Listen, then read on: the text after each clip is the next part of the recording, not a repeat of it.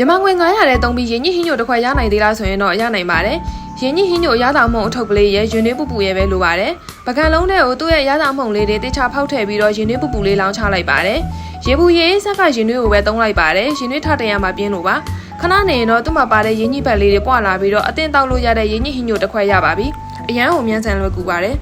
ဒီရင်းနှီးဟင်းညိုထုတ်ကိုပဲနောက်တစ်မျိုးလှုပ်ရှားလို့လည်းရပါသေးတယ်အရင်ဆုံးရင်းနှီးပွက်ပွက်ဆူအောင်တဲထားပြီးတော့ရင်းနှီးဟင်းညိုမုံနှစ်ထုပ်ဖောက်ထည့်လိုက်ပါမယ်သူ့မှာပါတဲ့ရင်းနှီးပတ်လေးတွေပွာလာပြီးဆိုရင်တော့ကြက်ဥတစ်လုံးဖောက်ထည့်လိုက်ပါမယ်ရင်းနှီးဟင်းညိုတွေကိုကြက်ဥထည့်စားရတာလေကြက်ဥရတာစိတ်စိတ်လေးနဲ့တစ်မျိုးစားလို့တော့ကောင်းတယ်